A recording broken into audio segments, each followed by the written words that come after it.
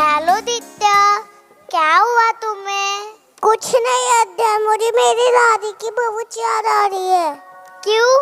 अरे अध्ययन, वो मुझे पुरानी अच्छी अच्छी कहानियाँ सुनाती थी। अब कहाँ है तुम्हारी दादी? वो गाँव गई है।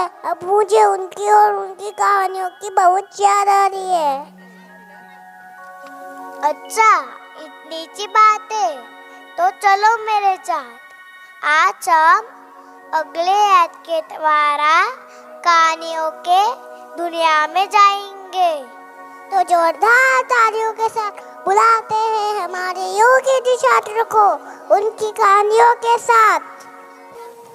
एक समय की बात है, एक राजा था जो अपने 12 सुंदर बेटियों के साथ रहता था।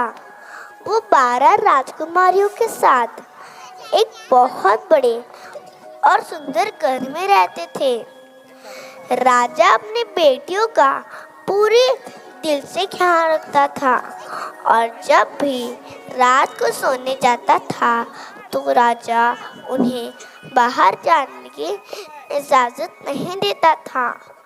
पर हर सुबह जब भी राजकुमारियाँ उठती थी तब कुछ अजीब हो जाता था।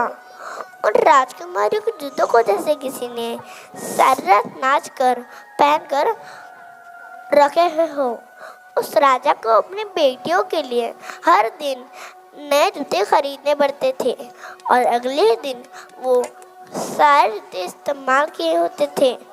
ना तो राजा और ना ही उनके महल के सिपाही इस जूतों के राज को सुलझा पा रहे थे। ये कैसे मुमकिन है? कैसे जूतों की जोड़ी एक ही रात में इस्तेमाल किए हुए लग रहे हैं?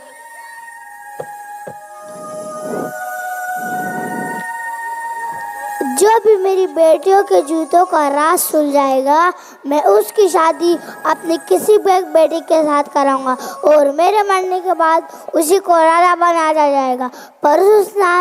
पर उस इंसान के पास सिर्फ 3 दिन और 3 रातें हैं, वरना उसे अपनी बाकी की जिंदगी जेल में बितानी पड़ेगी। आखिरकार एक नेक दिल का नौजवान इस काम के लिए आगे आया और फिर वो महल की ओर चल पड़ा। रास्ते में वो एक गरीब बूढ़ी औरत से मिला जो बहुत गरीब दिखाई दे रही थी। मेरे प्यारे बच्चे, मैं बहुत भूखी हूँ, क्या आप मुझे कुछ खाने को दे सकते हैं? जी हाँ।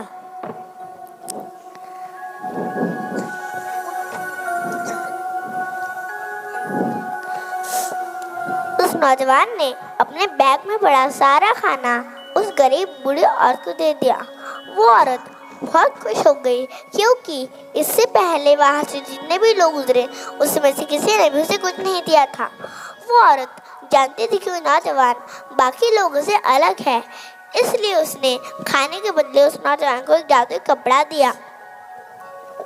ये लो बेटा, ये जादुई कपड़ा लो। जब तुम इसे पहनोगे तुम अदृश्य हो जाओगे।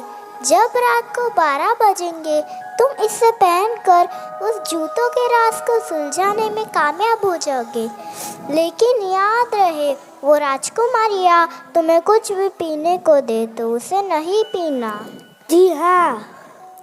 वो नौजवान उस जादुई कपड़े को लेकर महल की ओर चल पड़ा और जब वो महल में पहुंचा उसने कहा कि वो जूतों के राज को सुलझाने आया है। जी महाराज, मैं उस जूतों के राज को सुलझाने आया हूँ। तुम्हें पता है ना कि तुम्हारे पास सिर्फ 3 दिन और 3 रातें हैं। अगर तुम उस राज को नहीं सुलझा पाए तो तुम्हें अपनी बाकी की जिंदगी जेल में बितानी पड़ेगी। जी महाराज, अब तुम जा सकते हो। जब पहले दिन वो नौजवान नहीं होता राजकुमारी कमरे के दरवाजे के बाहर पहन रहा था, तभी सबसे बड़ी राजकुमारी नींबू शरबत लेकर बाहर आई।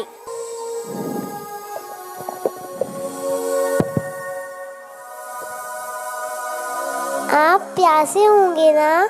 हमने ये नींबू शरबत खास आपके लिए बनाया है, इसे स्वीकार कीजिए। वो नौजवान उस बूढ़ा की बात को भूल गया और उसने शरबत पी लिया। शरबत को पीते ही वो गहरी नींद में चला गया। पूरी रात वो खर्राटे मारते हुए एक कमरे में सो गया।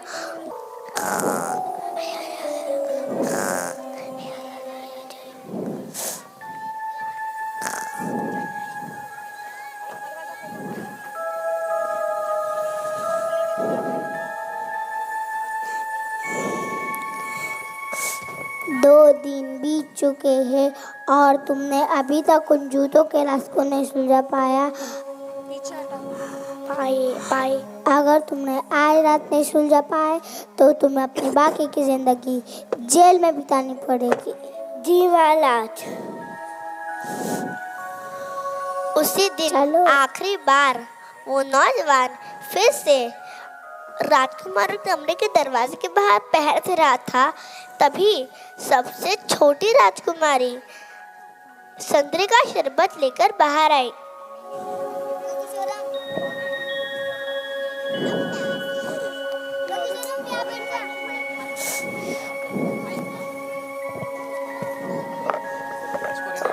आप प्यासे होंगी ना, इसलिए मैंने आपके लिए लेमू शरबत खास आपके लिए बनाया है, इसको स्वीकार कीजिए।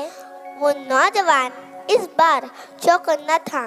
जब राजकुमारी वहां से चली गई, उसने शरबत को गमले में फेंक दिया। आधी रात हो गई थी। उस नौजवान ने उस जादुई कपड़े को पहना और गायब हो गया। धीरे से उसने राजकुमार के कमरे का दरवाजा खोला और उसने देखा। वो देखकर हैरान हो गया। सारी राजकुमारियों ने अपने सबसे खूबसूरत बॉल गाउन्स पहनकर नए शूज पहने हुए थे।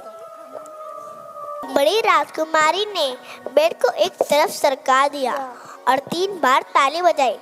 बेड की दूसरी तरफ से एक छुपा हुआ रास्ता खुल गया। उस नौजवान को अपनी आंखों पर विश्वास नहीं हो रहा था।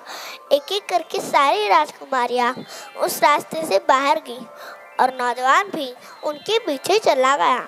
ये छुपा हुआ रास्ता जंगल तरफ जा रहा था। ओ, किसी ने मेरे स्कर्ट पर पैर रखा। अरे पगली, वो तुम ही होगी। काफी देर चलने के बाद वो सारी राजकुमारियां एक नदी किनारे जाकर रुक गई। उस नदी में एक बड़ी नाव थी और उनमें 12 राजकुमार उनकी राह देख रहे थे। वो सारी राजकुमारियां नाव में जाकर बैठ गई और नौजवान भी नाव में बैठ गया।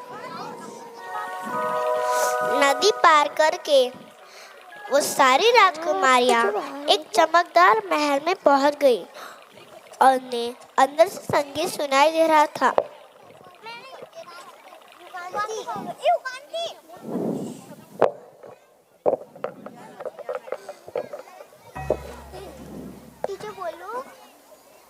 नाव आज कुछ भारी लग रही है, जैसे कोई और भी इसमें बैठा हो।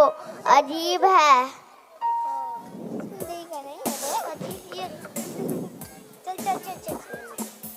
जैसे ही सारी राजकुमारियां महल के अंदर गई, वो नाचने लगी। वो नाचते नाचते थक गई, पर फिर भी नाचते ही रही और इसलिए उनके जूते पहने हुए लग रहे थे। वो नौजवान अपनी भूख को बर्दाश्त नहीं कर पा रहा था। उसने टेबल पर पड़ा केक का टुकड़ा उठाकर खा लिया। छोटी राजकुमारी ने देखा।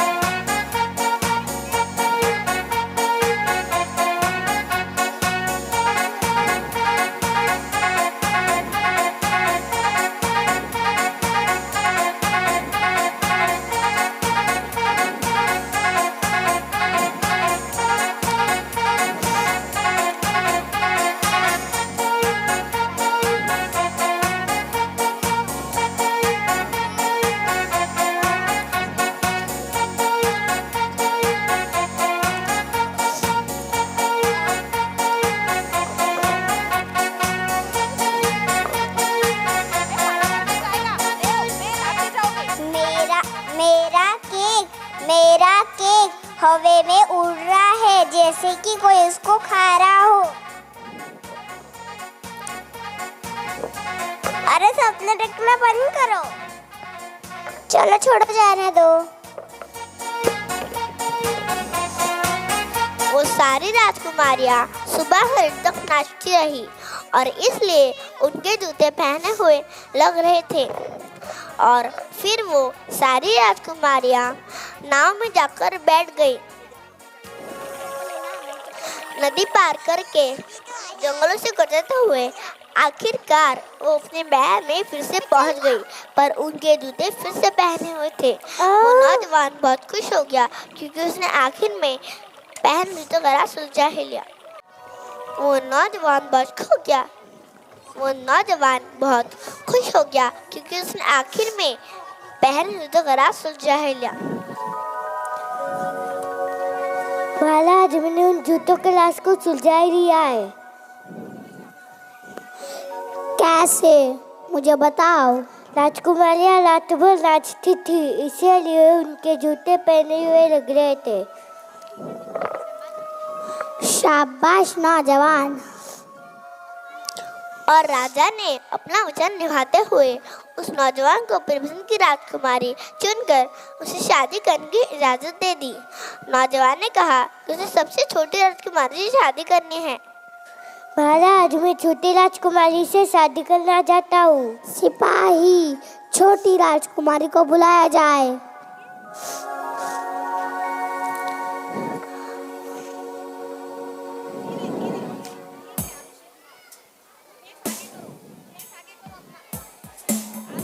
और इस तरह राजा ने उन दोनों की शादी करवा दी।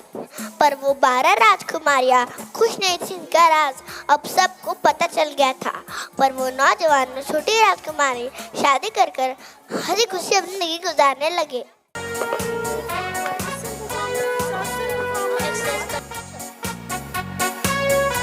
A huge round of applause for this beautiful performance.